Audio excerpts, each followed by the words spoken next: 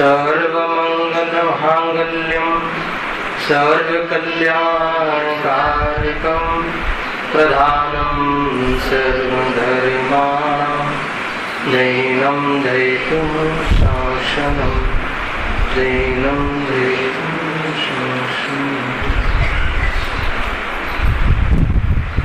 निज चैतन्यमाहिम गिरि से परिणति के घन टकराते हैं सुदयतीन्द्रिय आनंद रस की मूसल धारा बरसाते जो अपने आश्रित परिणति को रत्नत्रय की निधिया देता वंदन उस चैतन्य राज को जो भव भव के दुख हरता।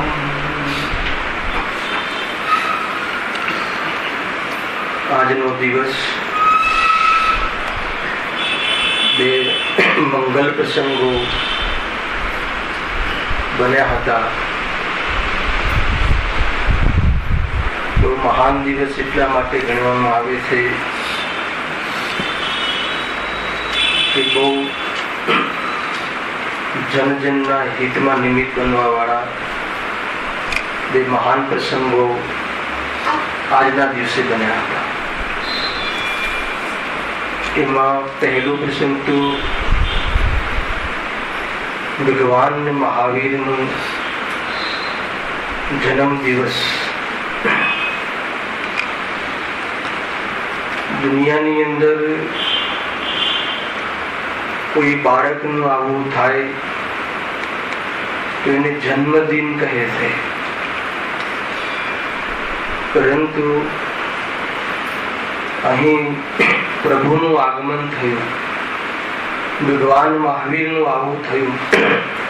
દુનિયા જેને જન્મ કહે છે એને જૈન શાસન જન્મ કલ્યાણ કહે. અંતર છે ભાઈ જન્મદિન અને જન્મ કલ્યાણમાં. બહુ મંગલ પ્રસંગ નો અર્થ શું છે? પહેલા કેમ પ્રભુના જન્મને, એમના જીવનને, એમના જન્મને, જન્મ કલ્યાણકરૂપ અવસરને મંગલ કહેવા પાછળનો શું અર્થ છે? મંગલ અવસર તો એને કહે છે કે જેનાથી, જે અવસરના નિમિત્તથી આત્માનો હિત થાય એને મંગલ અવસર કહે. બે અવસર બન્યા ને, એક તો પૂજ્ય ગુરુદેવ શ્રીનું મત પરિવર્તન દિન કહેવાય છે અને વીર પ્રભુનું જન્મ કલ્યાણક દિન કહેવાય છે. બે એવા પ્રસંગો છે કે જેનું નિમિત્તપણું પામીને જગતના ઘણા દુખિયારા જીવો પોતાના દુઃખનો અભાવ કરવાનો મંગલ પ્રારંભ કર્યા અને અનેક જીવો આજે પણ કરી રહ્યા છે. એ વાત ખ્યાલમાં હોવી જોઈએ.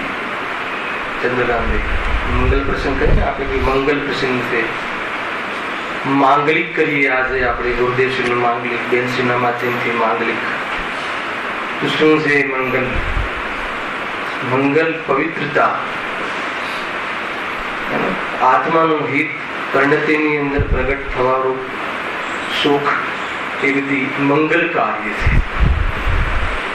તો પ્રભુનો જે જન્મદિન થયો, જન્મ થયો, તો એને જન્મ કલ્યાણ કે કેમ કહ્યું? કેમ કે એમને અનંત આનંદ રૂપ કલ્યાણની જે સાધના પૂરા જીવન પર કરી. મૂળ તો એ છે. અને એમનું જીવન, આ જન્મ અને એમનું જીવન અનેક જીવોના હિતમાં નિમિત્ત બન્યું. કેવી રીતે બન્યું. આજના પ્રવચનમાં ઘણી વાતો હતી. એમને જે નિરૂપણ કર્યું, એમને જે સ્વસ્તુનું સ્વરૂપ બતાવ્યું, એના માધ્યમથી જીવની પરિણતિમાં થતી નિરંતર ભ્રમણા અને એ ભ્રમને લઈને પેદા થતી રાગદ્વેષ રૂપી હિંસક પ્રવૃત્તિ, એ તમામ પાપ પરિણતિ, તમામ જીવને ખેદ પહોંચાડવા વાળા પરિણામ ના અભાવનો મંગલ પ્રારંભ પ્રભુએ નિરૂપણ કરેલા વસ્તુ સ્વરૂપ અને તત્વના માધ્યમથી સંભવશે એવો ઉપાય બતાવી દીધો. અને ઉપાય જે ઉપાય રૂપથી કરે છે એને મંગલ કાર્યની પ્રાપ્તિ અવશ્ય થાય. મૂળ વાત એ છે. એટલા માટે જે જન્મ કલ્યાણકૃત કહેવાયું કે જે જન્મના પછી બીજો જન્મ ના હોય અને જે જન્મ પછી મરણ ના હોય. પ્રભુનું મરણ થયું કે ન થયું? મરણ કોને કહેવાય ખબર છે? કે જેના પછી જન્મ હોય એને મરણ કહેવાય. પ્રભુને નિર્વાણને પ્રાપ્ત થયા હતા આ ભાવથી. ભાવનો અભાવ તો 10 ભાવ પૂર્વે તિર્યંત ગતિમાં કરી આવ્યા હતા. તમે ભાવનો અભાવ તો તિર્યંત ગતિમાં કરી લીધો હતો અને સંપૂર્ણ ભાવનો અભાવ આ જન્મમાં થયો હતો. ગજબ છે. એક ઇમેજિંગ કરવા જેવી છે, એક કલ્પના કરવા જેવી છે. અમે આવતા હતા પંડિતજી બંને સાથે, ત્યારે મેં કહ્યું કે આજના દિવસે શું ક્લાઇમેક્સ હશે ભગવાન અને અહીંયા પધારે, અહીંયા એમનું આગમન થયું હશે. દરેક જીવને ખબર હતી કે જે જીવ આવવા વાળો છે, જે જીવ આવ્યો છે એ ચૈતન્ય ચમત્કારને પ્રાપ્ત થઈને સર્વજ્ઞતાને પ્રાપ્ત કરીને મોક્ષ પધારવા વાળો જીવ છે. દરેક જીવને ખબર હતી. 6 મહિના પહેલા ઘોષણા થઈ ગઈ હતી. ઇન્દ્રો દ્વારા રત્નવૃષ્ટિ થઈ. દરેક જીવને ખ્યાલ હતો કે અહીંયા જે જીવ આવવા વાળો છે, કયો જીવ છે? મોક્ષને પ્રાપ્ત થવા વાળો જીવ છે. એટલી જોરદાર મતલબ કે ઘોષણા, એવી જાતિનું બહારમાં અનેક અતિશયતાઓ, અનેક પ્રકારના ચમત્કારો જેને કહેવાય છે, પુણ્યના ઉદયમાં થવા વાળા અનેક પ્રકારની વિવિધ પ્રકારની વિસ્મયતાજનક પ્રવૃત્તિ. અને એમાં જયારે પ્રભુ પધારે છે અને જયારે એમને દીક્ષા લઈ અને અરિહંતપણાને પ્રાપ્ત થઈ અને એમના માધ્યમથી જનજનને કલ્યાણ થાય એવી વાણી કરી. એમાં શું આવ્યું કે 6 દ્રવ્યનું સ્વરૂપ આવ્યું અને 7 તત્વનું સ્વરૂપ આવ્યું, 9 પદાર્થનું સ્વરૂપ આવ્યું. આપણો પરિચય કરાવ્યો. હું કોણ છું, આપણું સ્વરૂપ શું છે એનો પરિચય કરાવ્યો.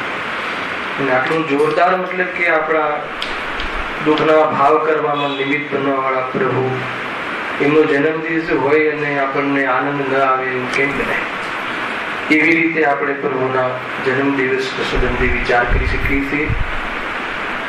ખરેખર તો એ જન્મદિવસ ઉજવ્યો ક્યારે કહેવાય એ પણ એક વિચારવા જેવું બિંદુ છે.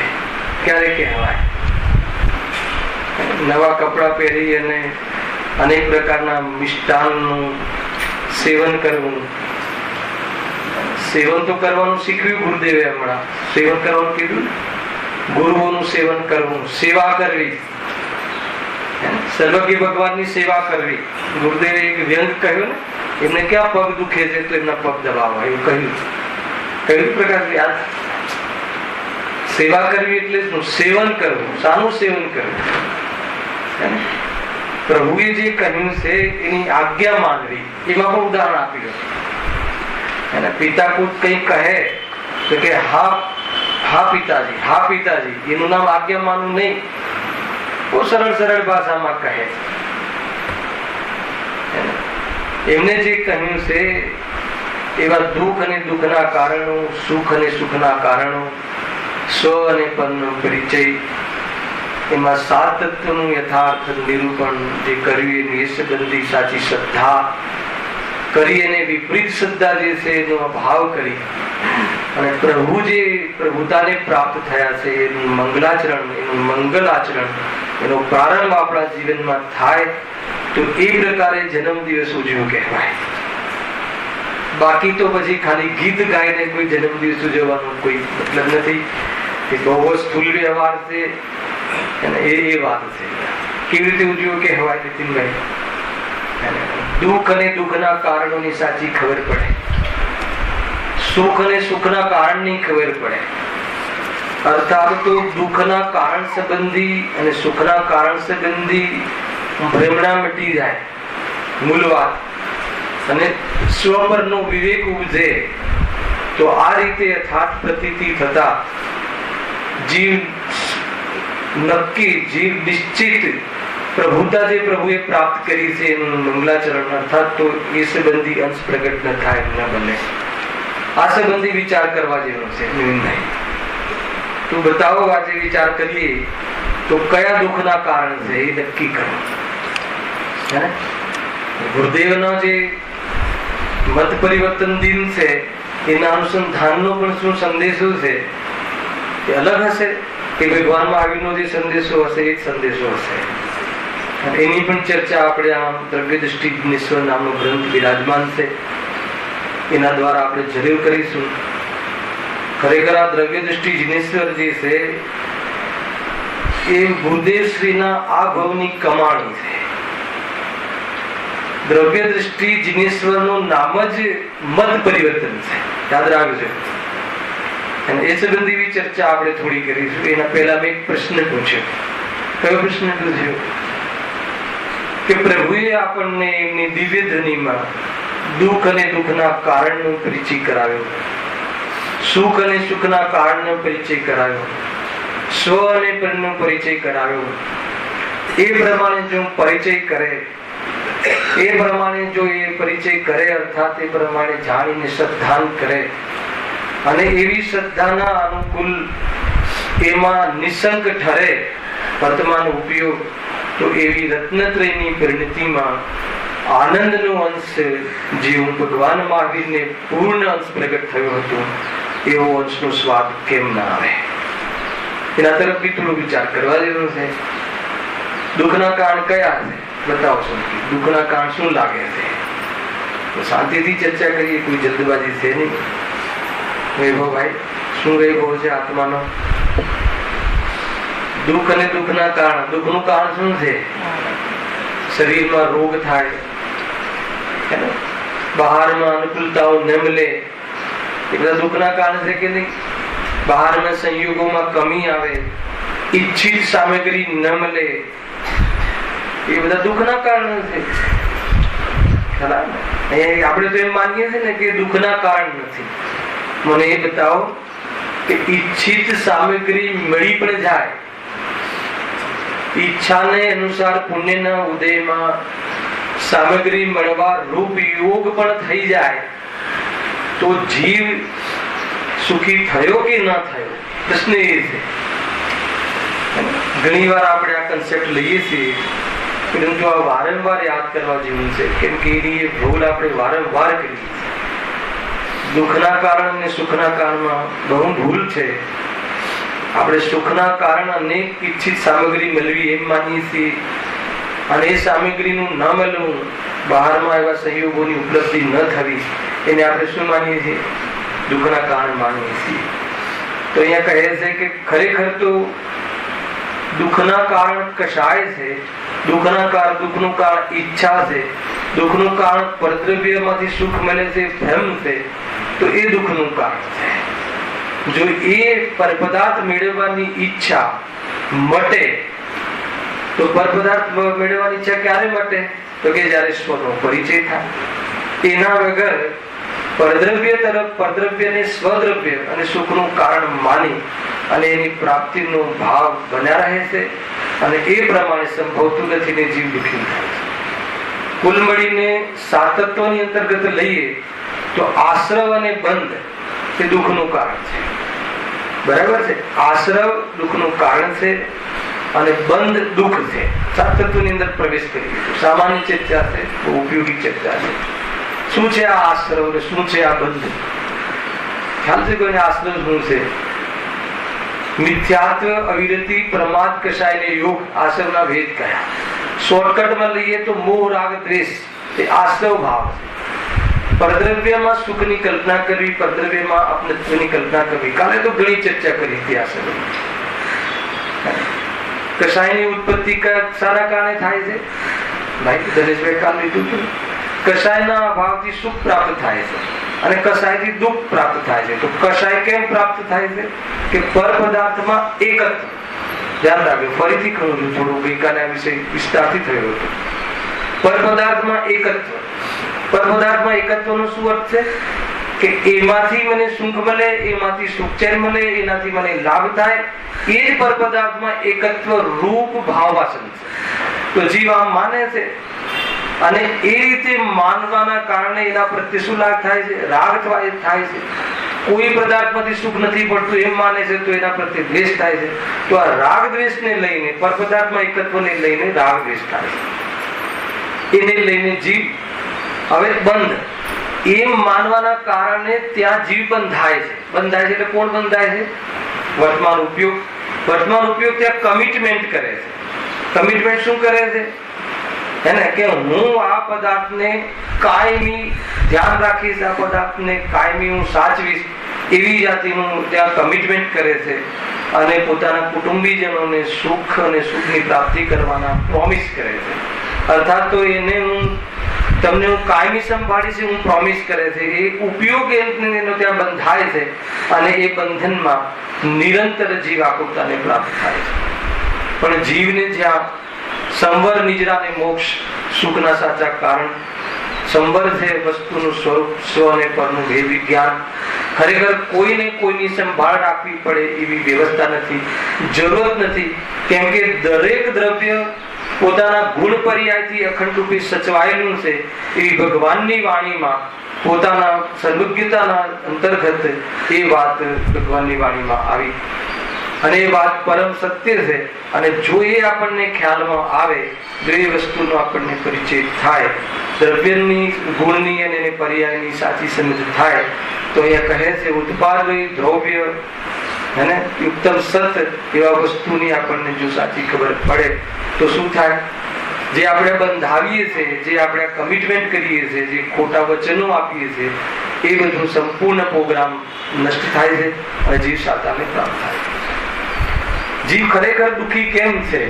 તો ખરેખર વાસ્તવમાં એને સુખી થવું હોય તો શું કરવું જોઈએ? એને તો સૌપ્રથમ આ સાત તત્વની ખબર હોવી જોઈએ અથવા દ્રવ્યના સ્વરૂપની ખબર હોવી જોઈએ. કે જીવને દ્રવ્ય ગુણ પર્યાયની ખબર નથી એટલે જીવ દુઃખી છે. તમે સમજજો. ખબર છે દ્રવ્ય ગુણ પર્યાય? દ્રવ્ય કોને કહે છે?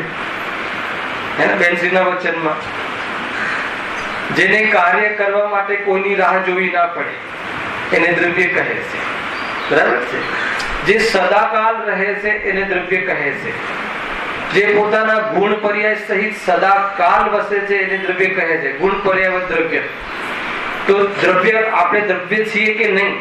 આપણે પણ વિશ્વનો એક પદાર્થ છીએ કે નહીં? છ દ્રવ્યમાં એક જીવ દ્રવ્ય છીએ કે નહીં? તો આપણને આપણા દ્રવ્યની ખબર છે કે નહીં? આપણે દ્રવ્યને માનીએ છીએ કે નહીં? થોડીક ચર્ચા કરીએ આપણે. સેમ્પલ અહીંયા શું કહે છે કે દ્રવ્ય ગુણ પર્યાયને જાણે, અર્થાત તો મોક્ષાર્થીએ સૌ પ્રથમ દ્રવ્ય ગુણ પર્યાયને જાણવું જોઈએ એમ કહ્યું બેનશ્રી વચનામૃત. વાંચી લેજો.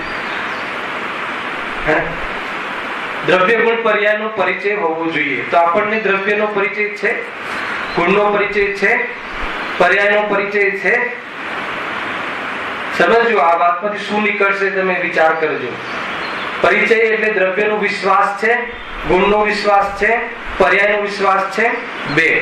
ત્રીજું ક્ષણિક સતનો, કર્મના ઉદયનો, ક્ષણિક સતનો અને ત્રિકાળ સતનો વિશ્વાસ છે. ઘણી બધી વાત કહી છે. આનું જો વિશ્લેષણ થશે તો હાલત જે ભગવાન મહાવીરની વાણીમાં પૂજ્ય ગુરુદેવશ્રીએ જે મત પરિવર્તન કર્યું, કયો મત પરિવર્તન કર્યું એની ચર્ચામાં આવી જશે. ખ્યાલમાં આવે છે કે નહીં?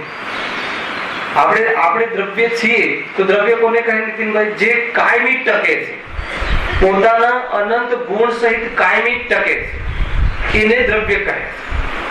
પોતાના ગુણ પર્યાય સહિત કાયમી રહે છે એને દ્રવ્ય કહે છે. તો મને બતાવો કે આપણે આ દ્રવ્યને માનીએ છીએ આપણે દ્રવ્ય તરીકે પોતાને માનીએ છીએ. મને બતાવો કે એવી કઈ ક્ષણ છે કે જેમાં આપણે પોતાને અનસિક્યોર ફીલ ના કરતા હોય. એવી એક બી ક્ષણ બતાવો કે જેમાં આપણને સિક્યોર ફીલિંગ કરતા હોઈએ, જેમાં આપણને સદાકાળ આપણા અસ્તિત્વનો સ્વાદ આવતો હોય. એવો એક ક્ષણ કોઈના જીવનમાં આવી હોય તો બતાવો. તો કહેવાશે કે એ જીવે ભગવાન મહાવીરના જન્મ દિવસની ઉજવણી જરૂર કરી. અગર જો એને આ વાત એને ખ્યાલમાં આવી, અરે થોડોક શું સહયોગ બહારમાં હલે છે, અને શું મતલબ કે બજારમાં મંદી આવી જાય છે તો જીવને એમ લાગે છે કે મારું શું થશે. થાય છે કે નથી થતું? સરકાર પલટ થાય છે કે ભાજપ આવશે કે કોંગ્રેસ આવશે તો બી એમ થશે કે કોણ આવે તો હું સિક્યોર રહું, કઈ સરકાર આવે તો આપણે સિક્યોર રહીએ. બતાવો, આપણને થાય છે ને. આપણે હરરોજ પોતાને એમ કે થોડુંક બજારની અંદર કોઈ અનેક પ્રકારની ઘટનાઓ ઘટે, કાંઈ પણ થાય, શેર બજારનો ઇન્ડેક્સ નીચો આવે તો આપણને અનસિક્યોર ફીલ કરીએ છીએ. ઓર નજીક આવો, શરીરમાં થોડા રોગાદી થઈ જાય, શરીરમાં મતલબ કે કોઈ પ્રકારનું વજન વેઇટ લોસ થઈ જાય તો આપણે શું સમજીએ છીએ? પોતાને અનસિક્યોર અનુભવ કરીએ છીએ. દ્રવ્યની વ્યાખ્યા કોને કહેવાય? દ્રવ્ય કોને કહે છે? કે જે સદાકાળ ટકે. અને આપણે કોણ છીએ? આપણે પણ એક દ્રવ્ય છીએ કે નહીં? તો આપણે સદાકાળ ટકીશું કે નહીં? ભગવાનની વાણીમાં છે ને, વસ્તુના સ્વરૂપમાં છે, પણ આપણે પોતાને એ રીતે દ્રવ્ય ક્યાં માનીએ છીએ? સમજો, બહુ ઊંચી વાત છે.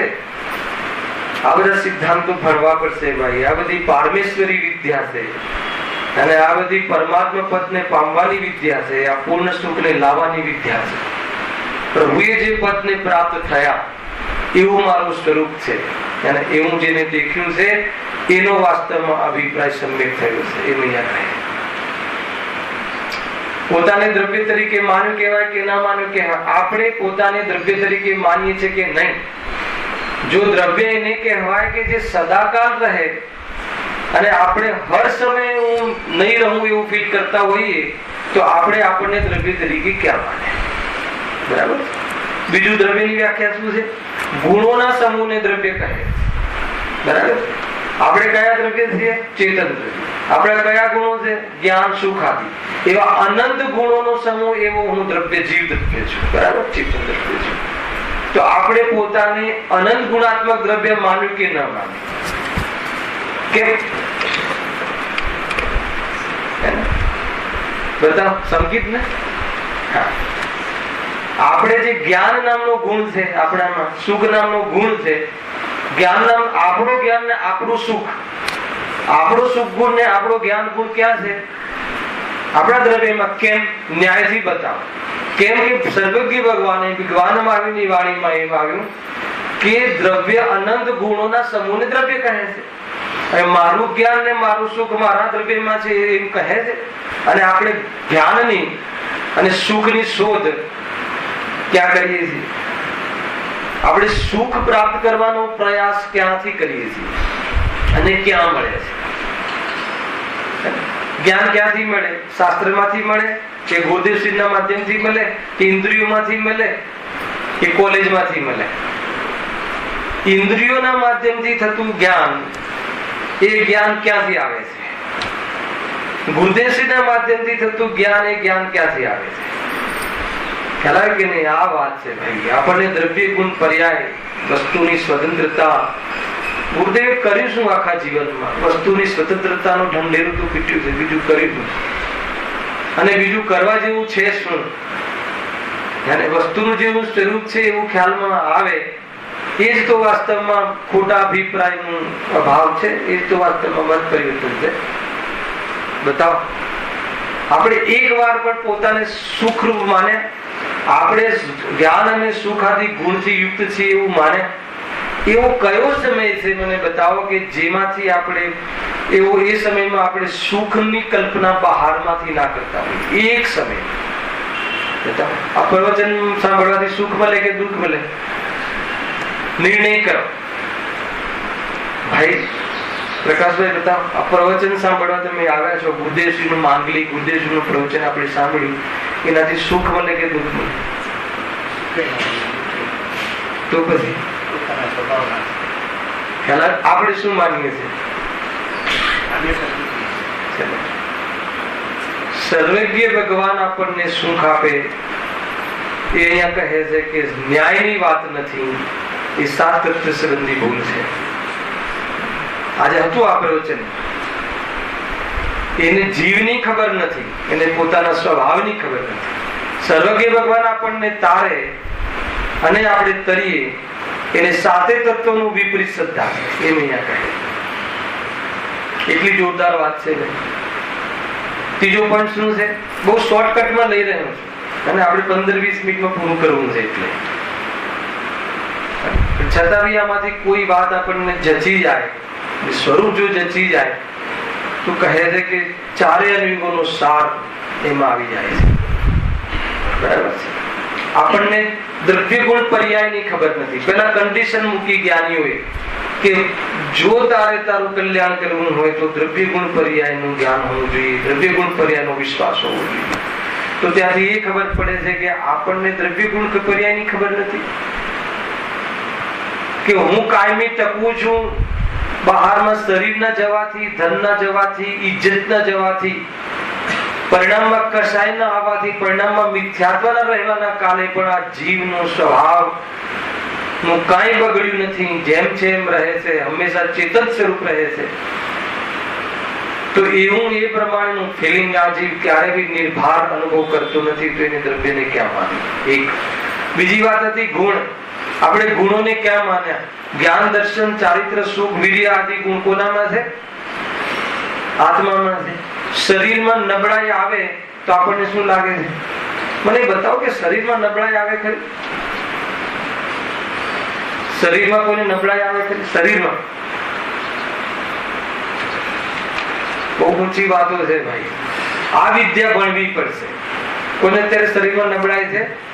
જે ચેરમાં બેસે છે એમને શરીરની નબળાઈ છે, ને જે નીચે બેસે છે શરીરમાં નબળાઈ છે? પ્રકાશભાઈ, પગમાં નબળાઈ છે? કોઈ દ્રવ્યમાં નબળાઈ હોય ખરી? દ્રવ્યમાં તો ગુણ હોય ને. બહુ જોરદાર વાત. મને બતાવો કે રોટલી બળી જાય, એ રોટલીનો ગુણ છે કે દોષ છે? હે, પગ વળે નહીં, આ વાટી ખસી જાય તો આ પૂતગલનો ગુણ છે કે દોષ છે? બહુ વિચાર કરવા જેવું છે. દોષ છે. એ પૂતગલનું પરિણમન છે કે નહીં? એ પૂતગલનું પરિણમન એ સમયમાં એ પૂતગલનું એ પ્રમાણેનું પરિણમન છે કે નહીં? એ તો આપણી ઈચ્છા પ્રમાણે પરિણમવાનો આપણો ભ્રમ છે ને. એટલે આપણને દોષ અને ગુણ આપણી ઈચ્છા પ્રમાણે પરિણમી જાય તો સ્વસ્થ, અને આપણી ઈચ્છા પ્રમાણે ન પરિણમે તો નબળાઈ. તો આવું તો કોઈ ભગવાને કે સર્વજ્ઞ ભગવાને જોયું નથી ને કીધું નથી. જે સર્વજ્ઞ ભગવાને જેવું દ્રવ્ય જોયું નથી અને જેવું વસ્તુનું સ્વરૂપ જોયું નથી એવું આપણે જોઈએ છીએ, હે, તો સર્વજ્ઞથી વિરુદ્ધ મત સમજમાં આવે કે નહીં? ભ્રાંતિ અને સર્વજ્ઞ અનુસાર મત થઈ જવો એ મત પરિવર્તન. મત એટલે અભિપ્રાય, દ્રષ્ટિ, વસ્તુ સ્વરૂપ અનુસાર દ્રષ્ટિ થઈ જવી, એનું નામ મત પરિવર્તન. સત્યનો સહારો લેવો, અસત્યની દ્રષ્ટિ છૂટવી, એનું નામ મત પરિવર્તન. ખ્યાલમાં આવે? બતાવો કઈ નબળાઈ હોય, કોઈ શરીરમાં નબળાઈ હોય, ડોક્ટર થી મુક્ત. અરે શરીરનું પણ એ પૂતગલનું એ રીતનું પરિણમન છે કે નહીં? તો આપણે પૂતગલને પણ ન માન્યું, ન આપણે જીવને માન્યું, કોઈને ન માન્યું એમ. અચ્છા, ન માનવાથી પદાર્થનું પરિણમન બદલાઈ જશે? ન માનવાથી શું થશે? વસ્તુની વિરુદ્ધમાં, સ્વરૂપની વિરુદ્ધમાં ચિંતન કરવાથી અપરાધ થશે, અને અપરાધનું ફલ વાસ્તવમાં દુઃખ છે, અને અપરાધનું ફલ કર્મબંધન છે. ઘણા વિષયો થઈ ગયેલા છે આમાંથી, પણ એ સમગ્ર રૂપથી આજે કહેવાનો મને ભાવ આવ્યો કે કદાચ આપણે જે મહત્વપૂર્ણ જે વિષયો છે આપણે ભૂલી ન જઈએ. બતા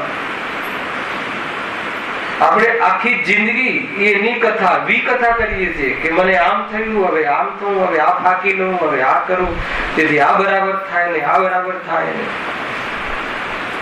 જે આપણે છીએ નહીં પહેલા તો એક, અને એનું પરિણમન એ પરિણમન છે, દોષ નથી. બે, છતાં એને આપણે આપણું સ્વરૂપ માનીને અને એ પરિણમનને દોષ માનીને એને બદલવા માટે કેટલો કાળ વિતાવ્યો?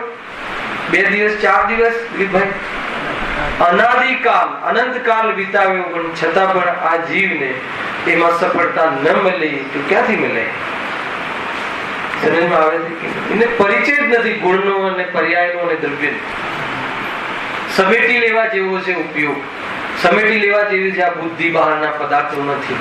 અગર જો એ ન કર્યું ને તો કહે છે કે આ બુદ્ધિનો બગાડ એવો થઈ જશે.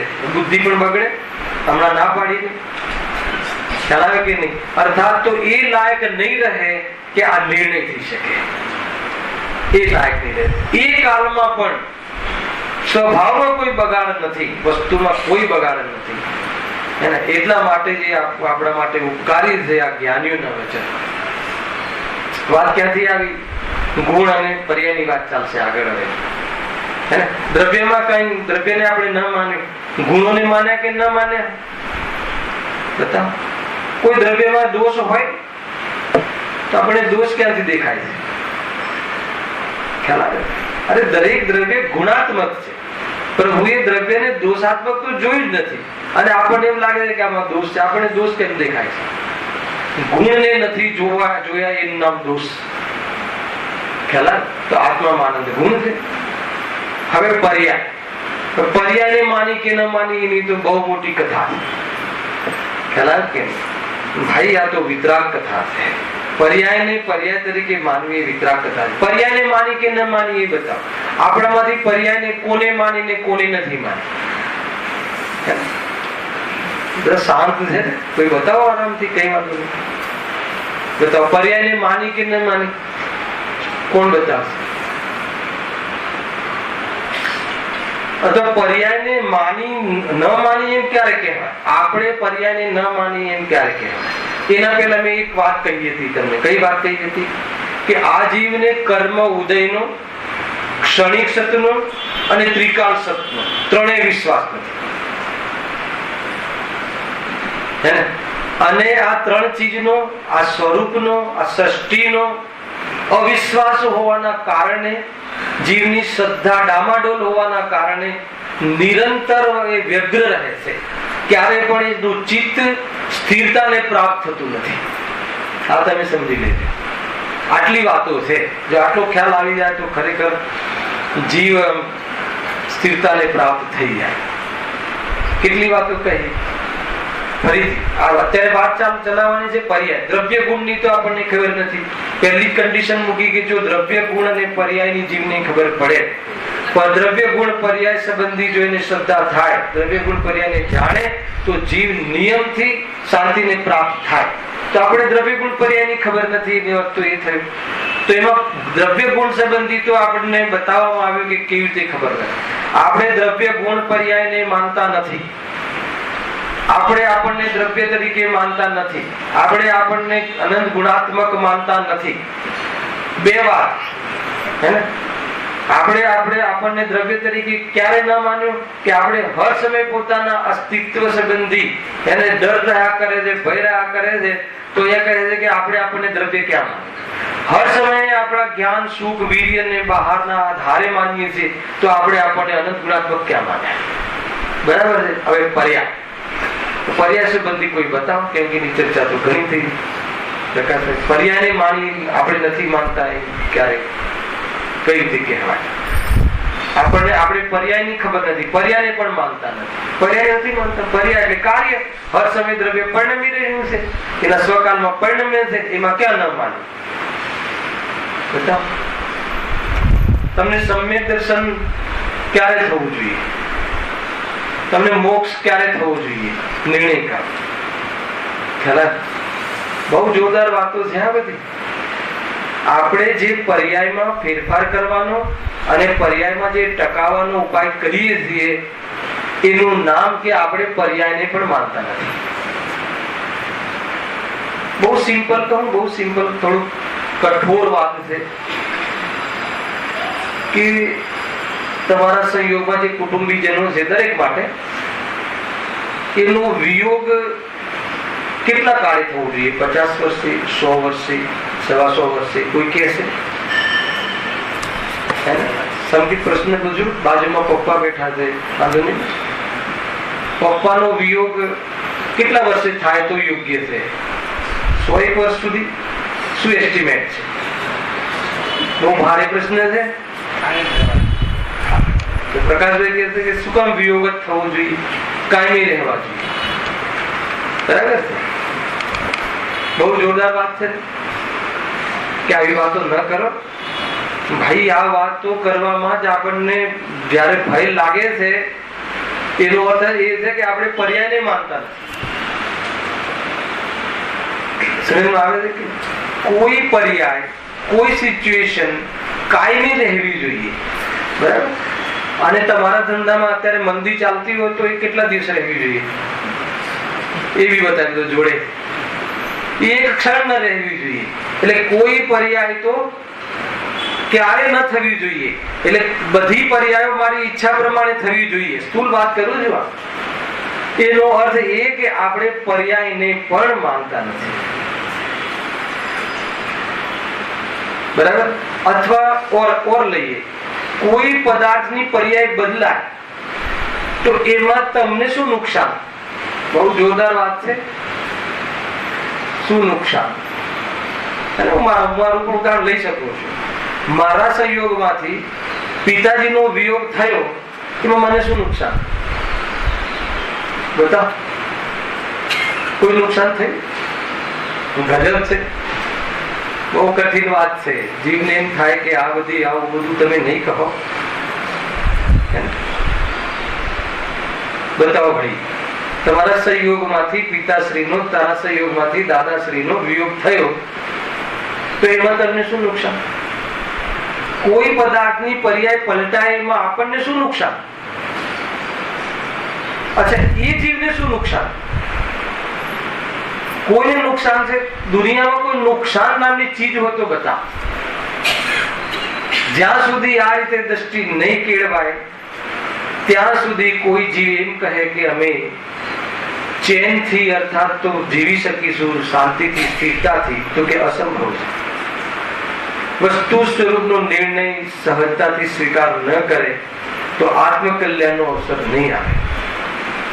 ભગવાન મહાવીરે કહેલી વાતો છે ભાઈ. એમની વાણીમાં એ વાત આવી.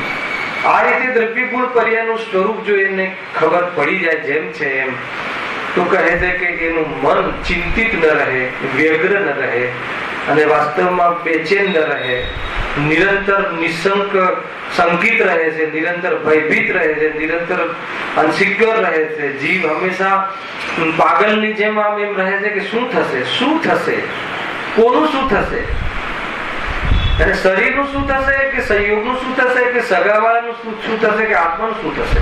કોઈ જડ ચેતન બની જાય, કોઈ ચેતન જડ બની જાય, કોઈ વસ્તુ નષ્ટ થઈ જાય, કોઈના ગુણો ખરી પડે, કોઈના ગુણો ખતમ થઈ જાય, કોઈની પર્યાય થવાનું બંધ થઈ જાય, કોઈની પર્યાય આડી અવળી થઈ જાય. એવું કંઈ થાય તો જરૂર સર્વજ્ઞ ભગવાનની પાસે આપણે યુનિયન બનાવીને જઈએ કે પ્રભુ આ અમને તકલીફો છે દૂર કરો. પણ કોઈ તકલીફ હોય તો ભગવાન પાસે જઈએ. બતાવો, કોઈને તકલીફ હોય તો ભગવાન પાસે જઈએ. પૂરી ચેલેન્જની સાથે કહું છું, કોઈને કોઈ તકલીફ હોય તો બતાવો. તો આપણે બધા ભેગા થઈને આજે જન્મ દિવસના દિને આપણે અહીંયાથી અને ભગવાનની પાસે જઈએ અને એનો ખુલાસો માંગીએ કે અમને આ તકલીફ છે. કોઈ જગ્યાએ કાંઈ કોઈ આડું અવળું થતું હોય તો બતાવો. જે આડું અવળું લાગે છે ને એ મોહ છે, અને આડું અવળું થતું જ નથી. કોઈ જગ્યાએ આડું અવળું કામ થતું જ નથી. ગજબ. વૈભવભાઈ, તમારી ઓફિસમાંથી, તમારી તિજોરીમાંથી કોઈ માની લો કે એક 100 તોલા સોનું લઈ જાય તો એ આડું અવળું થયું કે બરાબર થયું? છે તાકાત? બતાવો. બધા આપણે જે ચેન પહેરીને અહીંયા આવો છો, આ મોટા મોટા દોરા જેવી છે, અહીંયા બહાર કોઈ ચોર આવે ને સ્કૂટર પર ખેંચીને લઈ જતો રહે તો આડું અવડું થયું, ખોટું થયું, બરાબર થયું કે શું થયું એ બતાવો. આ ખબર પડી જશે ને એ દિવસે તમને શાંતિ થશે, નહીં તો નહીં થાય.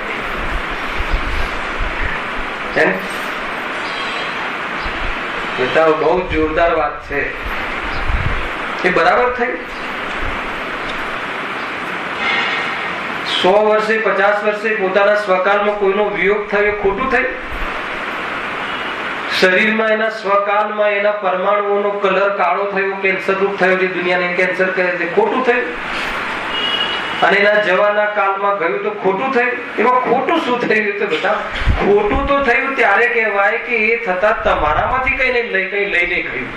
ખોટું તો એ થયું કહેવાય કે વાસ્તવમાં એ તમારા આત્મામાં રોગ આપતો જાય તો ખોટું થયું કહેવાય. આજ સુધી કોઈ જીવને, કોઈ દ્રવ્યને, કોઈ વસ્તુમાં કાંઈ ખોટું ન થવા વાળું કાંઈ થયું હોય એવું થયું જ નથી અને એવું થતું નથી. એવા સર્વજ્ઞના જ્ઞાનમાં અર્થાત તો દ્રવ્યની અનંત શક્તિઓમાં આ સ્વરૂપ રહેલું છે એવી વાત ભગવંતોએ કરી. આ વાત આપણે માનતા નથી, મોહના આવેશમાં આ વાત ગળે ઉતરતી નથી. આ વાત અર્થાત આ સ્વરૂપ જતું નથી અને એના કારણે નિરંતર આપણે જે પણ આકુલિત રહીએ છીએ એના માટે જવાબદાર સ્વયં છીએ. એના માટે જવાબદાર કોઈ સ્વરૂપ નથી. સમજમાં આવે છે કે કોઈ કશું બનતું જ નથી. કેટલા નિરાંત રહીએ ભાઈ, બતાવો. જે પણ કઈ થાય, દુનિયા તણાય તો એમાં ખોટું શું થયું? ચોમાસામાં વરસાદ આવે તો ખોટું શું થયું?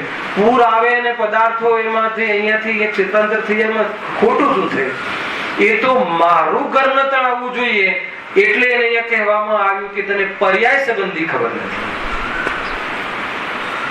દુનિયા તણાય તો તણાય, પણ આપણું બિલ્ડિંગ ન તણાવવું જોઈએ. એનો અર્થ શું કે એની પર્યાય તો મારી ઈચ્છા પ્રમાણે થવી જોઈએ. તો ભાઈ એ પણ એક દ્રવ્ય છે અને એના સ્વકાલમાં થવા વાળી એ પર્યાય છે. તું આજે જાગી જા, આ નહીં જાગે તો બદલતી દુનિયામાં તારી જે કલ્પના છે એ કલ્પનાને લઈને નિરંતર દુઃખી થઈશ. આપણે મતલબ કે આને આ કર્યું, આને આ એને દગો કરવો જોઈતો તો એ નતો કરવો. કયો દગો શું હોય? ખ્યાલ આવ્યો કે? અચ્છા, એ દગો કરવાથી તમારામાંથી શું જાય છે? કોઈ તમને પ્રત્યક્ષમાં તમારી આપણી લૌકિક બુદ્ધિથી એમ દેખાય કે આ આપણું ખોટું કરી રહ્યો છે અને લૌકિક બુદ્ધિથી, અને આ મંત્ર આપણી પાસે હોય દિલીપભાઈ, આ મંત્ર હોય કે દુનિયામાં ખોટું કશું થતું જ નથી. ખોટું તો થયું ત્યારે કહેવાય કે એ જે પણ કોઈ વિચારે એ પ્રમાણે તમારામાંથી જતું રહે તો બરાબર છે. પણ એવું તો થતું જ નથી, અસંભવ છે. નવીનભાઈ, આ છે ને સિદ્ધાંત, આ છે વિદ્યા, આ છે પરમેશ્વરી વિદ્યા, આ જે વસ્તુ સ્વરૂપનું નિરૂપણ. એની ઓરથી તમે એકવાર વિચારજો માત્ર, અને તો બી આમ એમ લાગશે કે જાણે હલકા ફૂલ ઇઝીનેસ અનુભવ કરશે. અને એમ છે, સ્વરૂપ એમ છે એટલે માનવાની વાત છે, જબરજસ્તી વાત નથી. બતા શું થાય છે આત્મામાં? કશું થતું નથી. આ રીતે દ્રવ્ય ગુણ પર્યાયની ઘણી ચર્ચાઓ છે.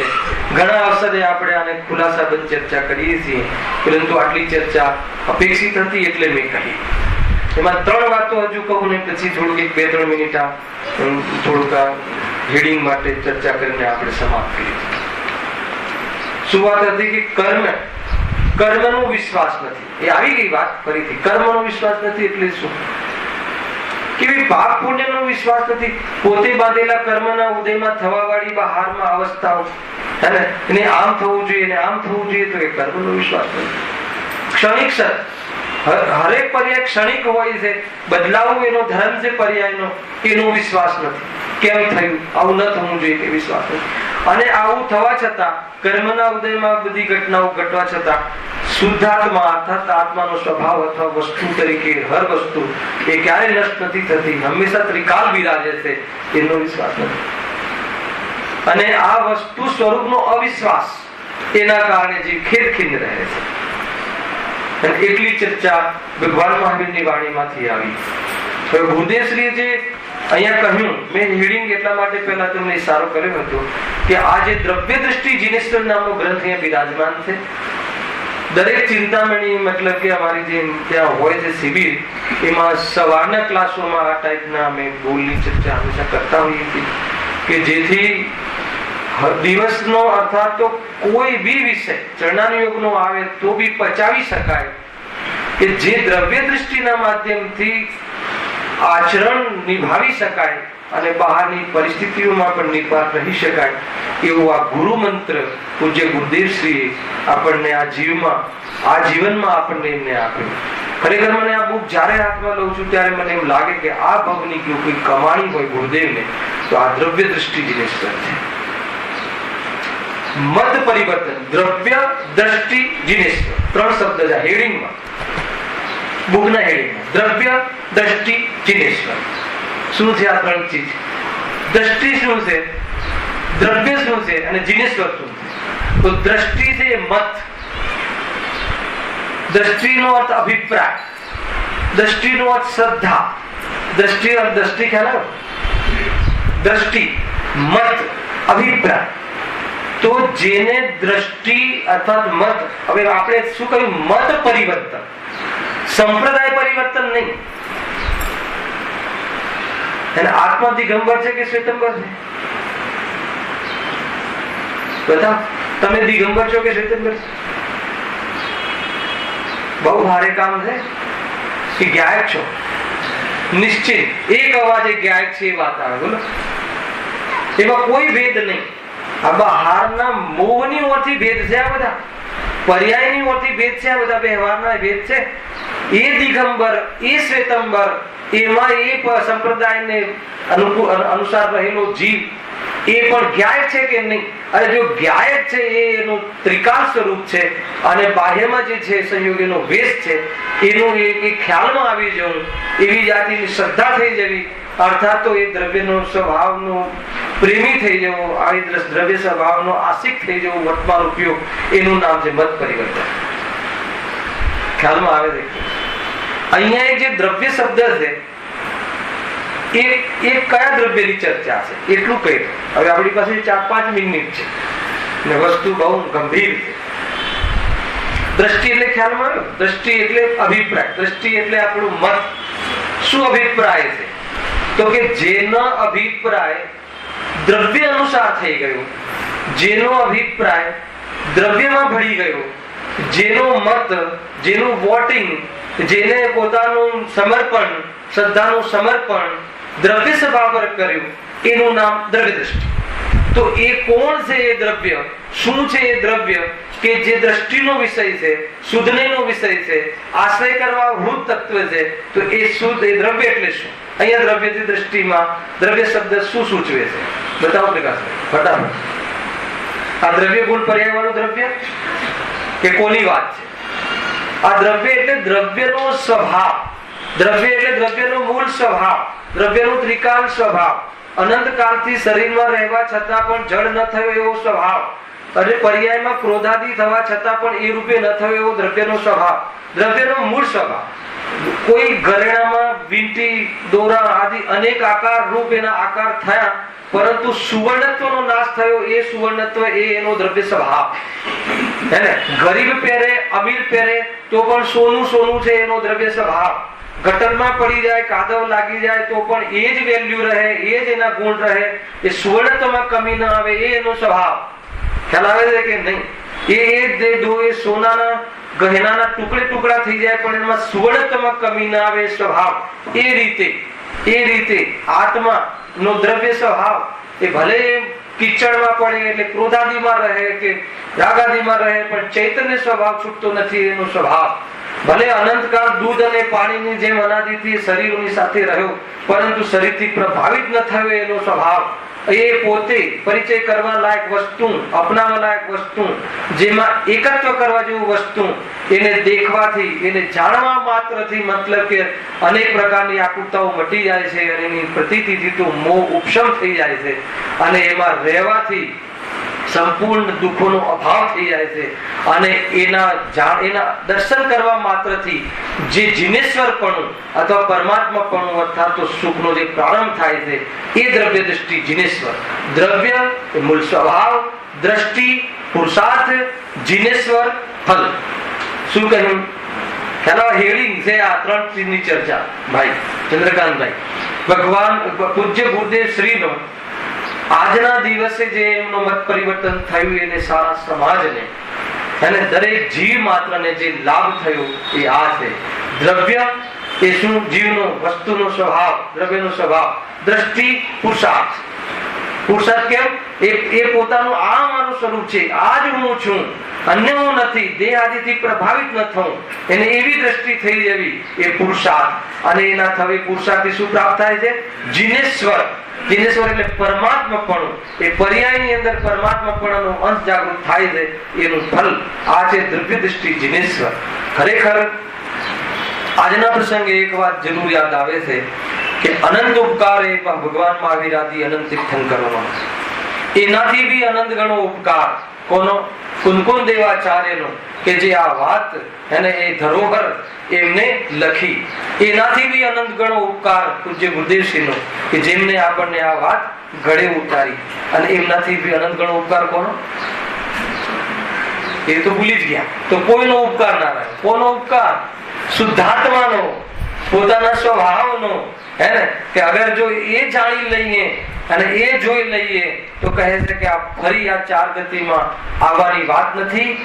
જે વખતે જોઈ લઈએ એ વખતે ગણેલા ભવ રહે છે, અને જોયા પછી એમાં લીન થઈએ તો અંતિમ ભવ રહે છે.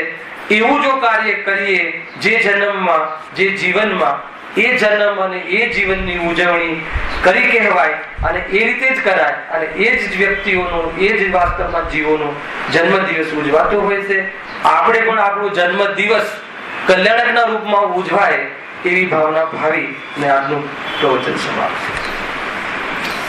સહેજાનંદી